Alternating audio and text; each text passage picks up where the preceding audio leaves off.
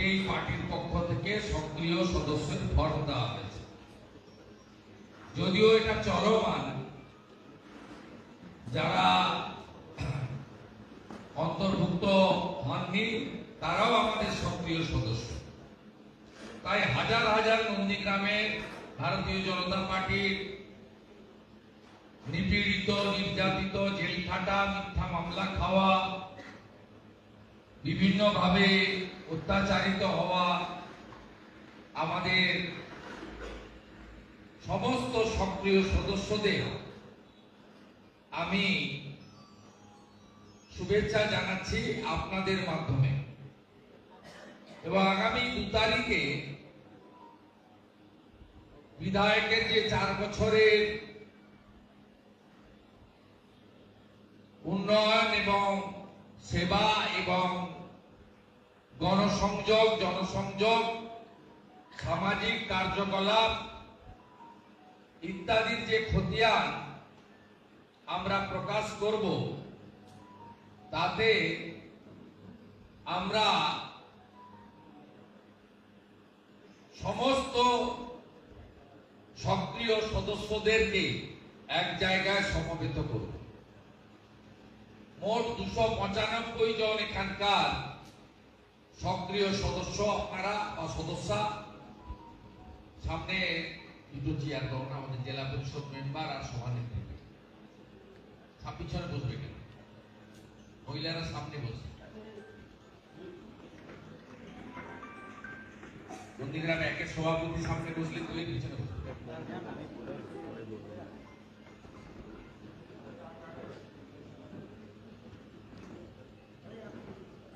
আরো মাতা বলি না আমরা, আপনারা আসো। মা না থাকলে ছেলে পৃথিবীতে আসতো না। তা আমি আপনাদের সকলকে অভিনন্দন জানাই এবং আজকে 295 জনের মধ্যে প্রায় 275 জন উপবিষ্ট হয়েছেন।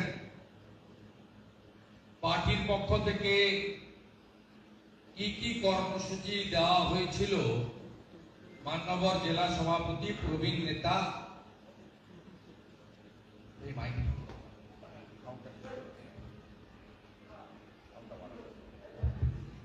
হ্যালো আমাদের মলয়দা আপনাদেরকে বিস্তারিত ভাবে বলেছেন। 6 তারিখের একটা কার্যক্রম ছিল, যদিও রামনবমী থাকার জন্য সেটা ছোট্ট পরিসরে হয়েছে। 8, 9 সব বিধানসভাতে সক্রিয় সদস্যের সম্মেলন। তাই আমরা 9 তারিখে আজকে এখানে মিলিত হয়েছি নন্দীগ্রাম বিধানসভা। আমি আয়োজক মন্ডলের সভাপতি সৌমিত্র সহ নবনির্বাচিত 4 জন মন্ডল সভাপতি এবং আরেকটি মন্ডলের সভাপতি নির্বাচিত হয়নি, তাই পদ্ধতি অনুযায়ী আগের সভাপতি তার কার্যক্রম চালাচ্ছেন। আমি 5 জনকেই একযোগে অভিনন্দন জানাই। আমাদের দুটো ব্লকেরই যারা কনভেনার কর্মকর্তা আছেন তাদেরকে অভিনন্দন জানাই। যেহেতু একদিনের নোটিশে হয়েছে, আমরা কয়েকজন বিশিষ্ট নেতৃত্বকে পাইনি। 2 জন বাইরে আছেন কলকাতায়, আর 1 জন শারীরিক অসুস্থতার কারণে। আমি সকলকে ধন্যবাদ জ্ঞাপন করি। মলয় সিনহা আছেন আমাদের নবনির্বাচিত সভাপতি, আগেও ছিলেন, অখণ্ড পূর্ব মেদিনীপুরের পার্টির জন্মলগ্ন থেকে আছেন, আইনজীবী। আমাদের সুনীল দা ওবিসি মোর্চার রাজ্যের নেতৃত্ব, অঞ্জন ভারতী অন্যতম কো-কনভেনার এই ব্লকের, সাহেব দাস ঘাটাল সাংগঠনিক জেলার জয়েন্ট ইনচার্জ এবং নন্দীগ্রাম এক পঞ্চায়েত সমিতির দলনেতা তথা কর্মাধ্যক্ষ, শ্যামল সাউ আছেন, আমাদের সভাপতি নন্দীগ্রাম এক পঞ্চায়েত সমিতি, এদিকে অরূপ বাবু, এদিকে মামনি, দুজন জেলা পরিষদ সদস্য আছেন, কিষাণ মোর্চার মধুভাই আছেন, বর্ণালী বোন আছেন, সহসভানেত্রী আছেন। আমি প্রত্যেককে আমি আন্তরিক অভিনন্দন এবং শুভেচ্ছা জ্ঞাপন করি। আমার ইচ্ছা ছিল যে আমি আপনাদেরকে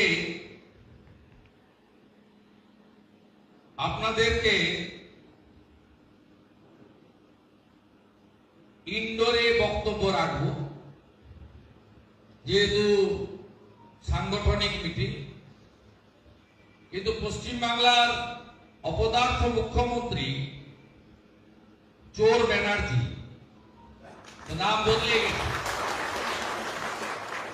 কেউ মমতা ব্যানার্জি আর বলছে না, এখন বলছে চোর ব্যানার্জি, প্রমাণিত চোর। তিনি নেতাজি ইন্ডোর স্টেডিয়ামে এখনো মনে হয় ভাট বকছেন, একটু আগে থেকে বলছিলেন। আপনারা জানেন যে আগামীকাল মহাবীর জয়ন্তী, ভারতবর্ষের প্রধানমন্ত্রী, বিশ্বের সনাতনী সমাজের একজন বড় মাপের মানুষ নরেন্দ্র মোদীজি আজকে একটা প্রোগ্রাম তিনি করছেন জৈন সমাজের লোকদের নিয়ে আপনার দিল্লিতে। তাই ওনাকেও কিছু একটা করতে হবে।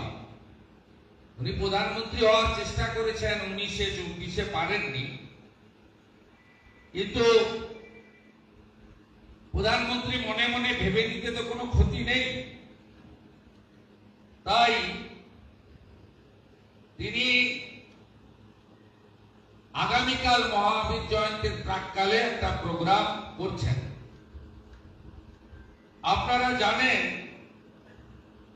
আজকের দিনটি জৈন সমাজে নবকার মহামন্ত্র দিবস হিসেবে পালিত হচ্ছে। জৈন সমাজের রীতি অনুযায়ী টাইমটা কটা? 8টা 1 থেকে 9টা 36। মোদীজি এই টাইমের মধ্যে করছেন, তিনি নিয়ম মেনেই করেন। তিনি যখন রাম মন্দির উদ্বোধন হয় তখন নিয়ম মেনে বেশ কিছুদিন মাটিতে শয়ন করেছেন।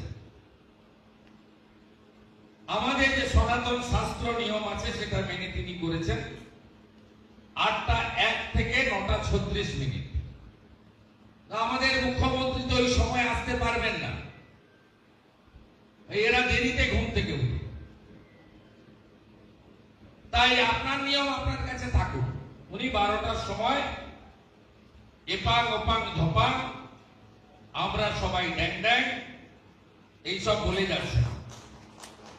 এবং কি কি বলেছেন আপনাদের মাধ্যমে রাজ্যের মানুষকে শোনা দরকার। কি কি বলেছেন? বলছেন ভারতের সব ভাষা উনি জানেন। আমি তো জানি, বাংলা হয়তো জানেন, তবুও আমরা অভিনন্দন বললে উনি বলেন শুভনন্দন। হ্যাঁ, উর্দু জানেন, কারণ এবারে খুশির ঈদের শুভেচ্ছা তিনি উর্দুতে দিয়েছেন। তো উনি জানেন না পশ্চিমবাংলায় সংখ্যালঘু মুসলিমদের 80% বেশি বাংলাতে কথা বলেন। তিনি কি বলেছেন? তারাপীঠ কঙ্কালীতলা পীঠের মন্দির উনি বানিয়েছেন। তারাপীঠ এবং কঙ্কালী তলা মন্দির উনি বানিয়েছেন। বাংলায় হিন্দু ধর্মকে প্রোটেকশন উনি দিচ্ছেন। যখন সোনাচূড়া থেকে টাউন ক্লাবে বজরংবলীর পুজো দিতে আসছিল, 4টে বাসে মহিলা শিশুদের পেটানো হচ্ছিল ভূতার মোড়ে, উনি প্রোটেকশন দিতে এসেছিলেন। দেবব্রত মাইতি হিন্দু যখন খুন হন চিল্লগ্রামে, উনি প্রোটেকশন দিতে এসেছিলেন। রথিবালা আড়ি যখন খুন হয় মধ্যরাতে, উনি প্রোটেকশন দিতে এসেছিলেন। মোথাবাড়িতে উনি প্রোটেকশন দিয়েছেন। কালকে জঙ্গিপুরে পুলিশকে রাম কেলান কেলিয়েছে, ওনার ভোট ব্যাংক গাড়ি পুড়িয়েছে। তিনি বলছেন দক্ষিণেশ্বর মন্দির কা সব বানা দিয়া, একটু আগে বলেছেন দক্ষিণেশ্বর মন্দির কা সব বানা দিয়া। দক্ষিণেশ্বর মন্দির উনি বানিয়েছেন। বলছেন কেউ পাপ করলে জৈন ধর্মে মাফ করে দেওয়ার জায়গা রয়েছে। মানে আপনি চুরি করেছেন 26,000 পরিবার রাস্তায়, 23 লক্ষ পরীক্ষার্থী 2016 পরীক্ষায়, 23 লক্ষ বাংলার বেকার যুবক যুবতীকে ধ্বংস করেছেন 16 সালের পরীক্ষা। এরপরে আরো কত বেড়াবে তার ঠিক নেই। 26-এ বিজেপি আসবে, আপনাকে জেলে পুরবো আমরা, আপনার গোটা মন্ত্রিসভাকে জেলে পুরবো। আপনি বলছেন ক্ষমা করে দিন, জৈন ধর্মে আছে, আমাকে ক্ষমা করে দিন। স্কিল সেক্টরে ইন্ডিয়ার 1 নম্বরে বাংলা। নন্দীগ্রামে 1-2 ব্লকে কত ছেলে বাইরে কাজ করে? কত ছেলে বাইরে কাজ করে? 17টা অঞ্চলে কত? 40,000 মিনিমাম। ঠিক না বেঠিক? আগে জানতাম না। করোনা যখন হয়েছিল, যখন শ্রমিক স্পেশাল ট্রেন দিয়েছিলেন মোদিজি, আর করোনার সময় শ্রমিকদেরকে প্রশাসন এবং হেলথের পক্ষ থেকে নামের তালিকা করে 7 দিন স্কুলে রাখা হতো না, বাড়িতে পাঠানোর আগে। তখনই আমরা বুঝেছিলাম যে কত হাজার লোক বাইরে বসবাস করেন এই পশ্চিম বাংলায়। তিনি বলছেন স্কিল সেক্টরে আমরা 1 নম্বরে। স্কিল মানে দক্ষ। ধরে নিলাম এরা অদক্ষ, একটাও মেধাযুক্ত ছেলে মেয়ে বাঙ্গালোর হায়দ্রাবাদে চলে যায়, পুনেতে চলে যায়, ইউরোপে চলে যাচ্ছে। এখানে কেউ থাকতে চায় না। মহিলারা তো থাকতেই চাচ্ছে না, কারণ হসপিটালের মধ্যে যদি ডাক্তার বোন ধর্ষণ খুন হয় সিভিকের হাতে, আপনার পুলিশ যদি প্রমাণ লোপাট করে, আর আপনি যদি বলেন এবার উৎসবে ফিরুন, অনেক হয়েছে, আপনি যদি বলেন 10 লক্ষ টাকা তো দেওয়া যেতেই পারে। কোন ডাক্তার বোন, ইঞ্জিনিয়ার বোন, আইটি সেক্টরের বোন এই রাজ্যে অভয়ার ঘটনার পরে এখানে থাকবে? তাই উনার বক্তব্যে মোথাবাড়ি নেই, জঙ্গিপুর নেই। উনি কিছুদিন আগে মুর্শিদাবাদে গেছিলেন, বলেছেন মালদা মুর্শিদাবাদে হিন্দুরা মাইনরিটি, আমি মুসলিমদের দায়িত্ব দিয়ে যাচ্ছি প্রোটেকশন দেওয়ার জন্য। এটা কোন পুলিশ মন্ত্রীর কথা হতে পারে? আরে গুন্ডা গুন্ডা, গুন্ডার জাত নেই, ধর্ম নেই। আপনাকে গুন্ডাকে রাজধর্ম পালন করে নিয়ন্ত্রণ করতে হবে। তাই ভারতীয় জনতা পার্টির যারা 24-এ সক্রিয় সদস্য হলেন, তাদের মহান কর্তব্য নন্দীগ্রাম বিধানসভা বিজেপি ধরে রেখে যে বিধানসভাগুলো বিজেপির নেই সেই বিধানসভাগুলোতেও পদ্ম ফুল ফুটিয়ে 2026 সালে এই পাপেদেরকে পশ্চিমবঙ্গ থেকে গণতান্ত্রিক ভাবে বিসর্জন দিয়ে একটি রাষ্ট্রবাদী দেশপ্রেমিক সরকার তৈরি করতে হবে, যে সরকার উত্তরপ্রদেশের মুখ্যমন্ত্রী যোগী আদিত্যনাথজির মতো সুশাসন দেবে, সুরক্ষা দেবে, সমস্ত ধর্ম স্বাধীনভাবে পালন করতে পারবে, রামনবমীতে 21 দফা সত্ত্বেও 500-র বেশি, 1000-এর বেশি ভক্ত হাঁটতে পারবে না। আমাদের ঠিক করে নেওয়া রুটে যেতে হবে, এই জিনিস বন্ধ হবে। ধর্ম পালনের অধিকার প্রত্যেকের আছে, সংবিধানের 25 থেকে 28 অনুচ্ছেদ সেই অধিকার আপনাকে দিয়ে গেছে। তাই এমন সরকার আনুন যে আপনাকে সুরক্ষা দিবে, সুশাসন দিবে, শিশু কন্যা নারীদের উপর এই বাংলায় যে অত্যাচার হচ্ছে, কোলাঘাটের গোপালনগরের খবর পেয়েছেন? কয়েকদিন আগে একজন ধর্ষণকারী জিহাদি বড় বোনকে বিয়ের প্রস্তাব দিয়েছিল, তার বাবা রাজি হয়নি এবং বড় বোনকে সরিয়ে দিয়েছিল তার বাবা, মানে আড়ালে রেখেছিল কোনো আত্মীয়র বাড়িতে। বাড়িতে কেউ না থাকার সুযোগ নিয়ে ছোট বোন ক্লাস 5-এ পড়ে, তাকে শারীরিক নির্যাতন করে, আমার বলতে কষ্ট হচ্ছে, কালকে যে ডাক্তার ওটি করে বায়ুদ্বার থেকে চামচ বের করেছে, তিনি কাল পোস্ট করেছেন। এই হচ্ছে বাংলার নারীদের কথা ছেড়ে দেন, শিশু কন্যাদের অবস্থা।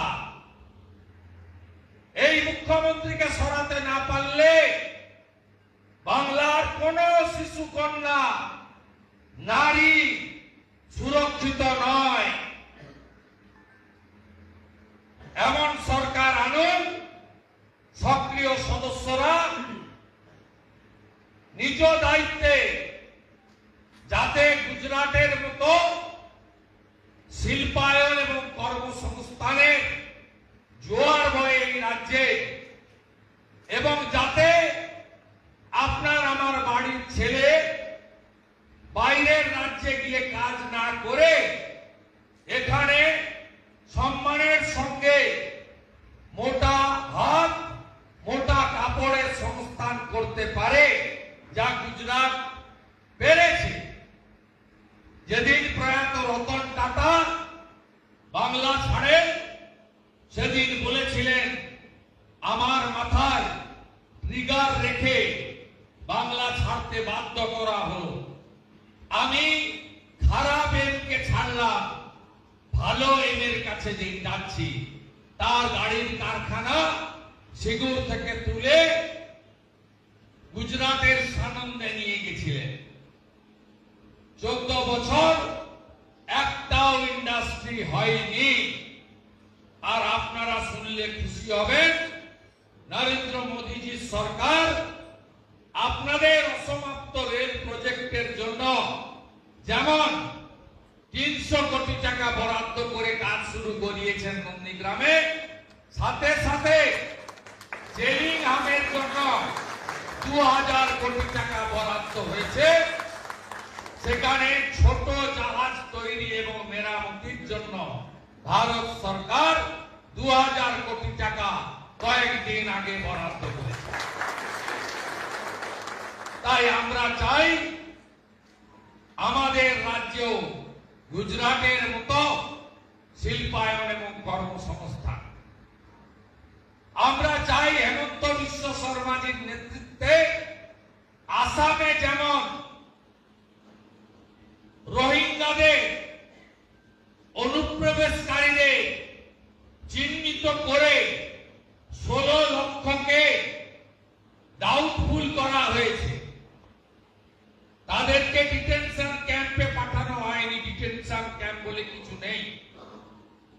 তারা ভোটাধিকার, সরকারের সমস্ত সুযোগ সুবিধা এবং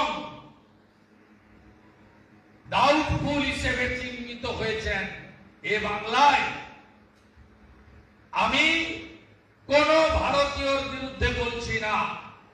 তিনি হিন্দু হতে পারেন, মুসলিম হতে পারেন, খ্রিস্টান হতে পারেন, শিখ হতে পারেন, জৈন হতে পারেন, পার্সি হতে পারেন, বুদ্ধিস্ট হতে পারেন, তিনি ভারতীয়।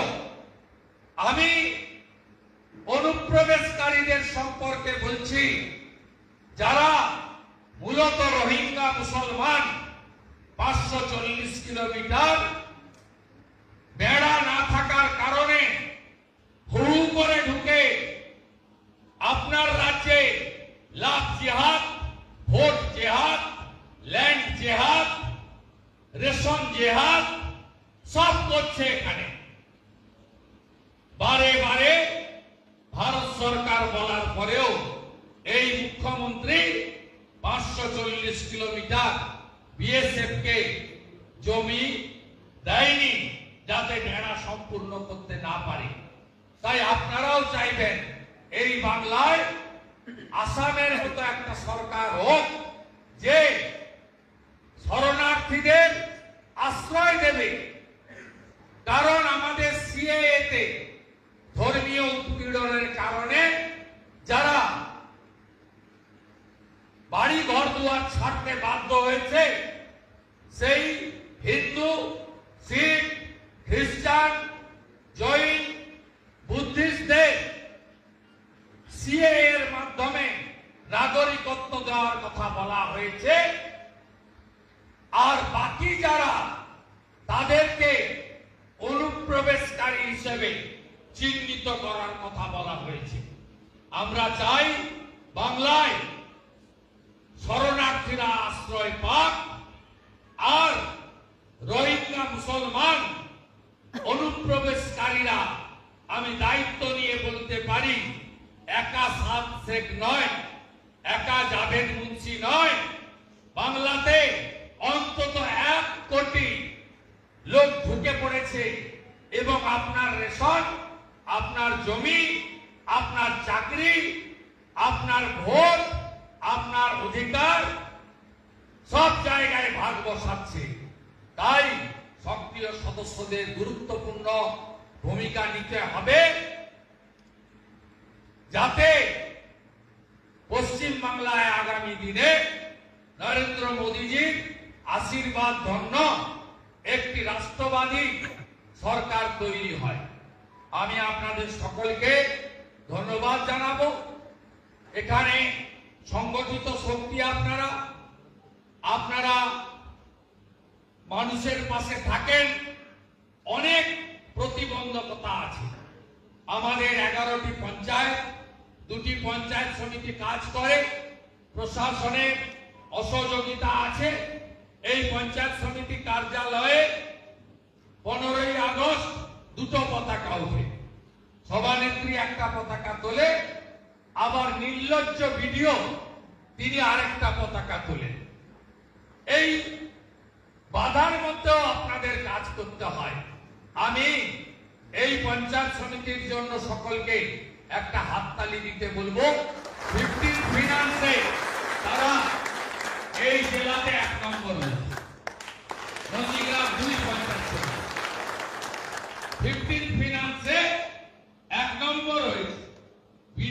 এত অসহযোগিতা, এত বাধা, এদের কাজ করতে দেয় না, তারপরেও তাই ভারতীয় জনতা পার্টির পঞ্চায়েত সিপিএম এর পঞ্চায়েত নয়, তৃণমূলের পঞ্চায়েত নয়, মানুষের পঞ্চায়েত, রাষ্ট্রবাদী পঞ্চায়েত। তারা আপনাদেরকে নিয়ে আগামী দিনে কাজ করতে চায়। বাকি উন্নয়নের খতিয়ান আমরা যেটুকু সাহায্য পেয়েছি, এমএলএ ল্যাডের 60 লক্ষ টাকা বছরে, এমপি আমাদের ছিল আছে তার সহযোগিতা, এবং যেটুকু আমরা পেয়েছি, আমরা 2রা মে আমার কার্যকালে 4 বছর পূরণে আমি পুস্তিকা আকারে প্রত্যেকটা বুথে দিয়ে দেব, আপনারা পড়ে দেখে নেবেন। কারণ আমি মনে করি যে কোনো জনপ্রতিনিধিদের দায়বদ্ধতা, অ্যাকাউন্টেবিলিটি যেমন আছে, তাদের ট্রান্সপারেন্সি অর্থাৎ তাদের স্বচ্ছতা মানুষের কাছে, গণদেবতার কাছে, জনতার দুয়ারে রাখা উচিত। তাই আমি আশা করব আজকে প্রদেশ বিজেপি কার্যক্রমের অঙ্গ হিসেবে আমরা এখানে মিলিত হলাম সক্রিয় সদস্যরা, এবং আমাদের মাননীয় জেলা সভাপতি মহোদয় তিনি ঘোষণা করেছেন আগামী 14 তারিখ সংবিধান প্রণেতা বাবা সাহেব আম্বেদকরের জন্ম জয়ন্তী শ্রদ্ধার সঙ্গে পালন করতে হবে। আমরা সেটা করব।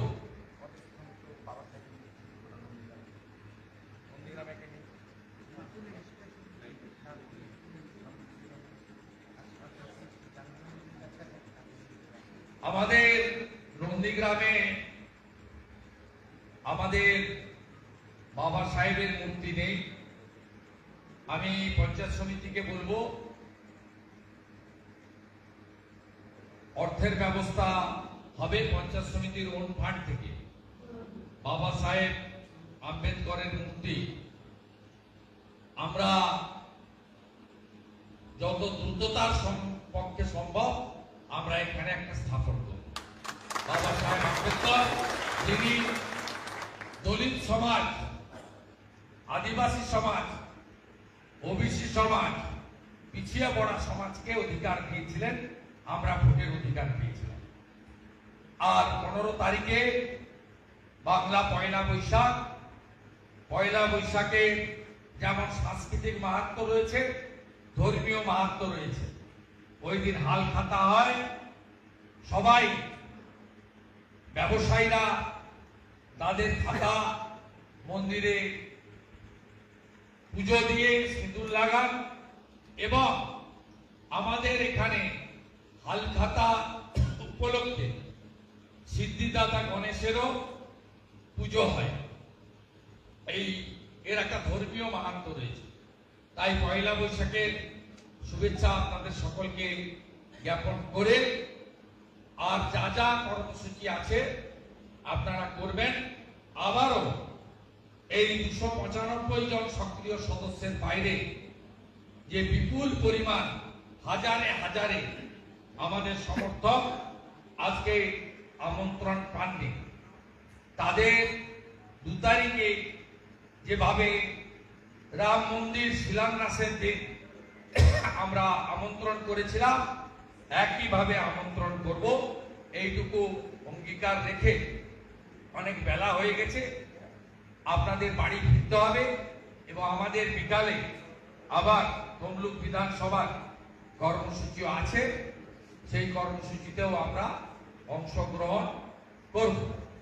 আপনাদের সকলকে অভিনন্দন জানিয়ে পূর্ণাঙ্গ মন্ডল কমিটি তৈরি হয়ে গেলে প্রত্যেকটা মন্ডলে 1.5-2 ঘন্টা 3 ঘন্টা যা সময় লাগবে দিয়ে আমরা একটু ইন্টারেক্টিভ মানে প্রশ্ন উত্তরে সেশন করব, যাতে পঞ্চায়েতের সঙ্গে দলে আঞ্চলিক স্তরে একটা নিবিড় সম্পর্ক তৈরি হয়। সেজন্য আমরা ব্যবস্থা নেব। আপনাদের প্রত্যেককে আরেকবার অন্তর থেকে অভিনন্দন জানিয়ে আপনাদের সেবক আপনাদের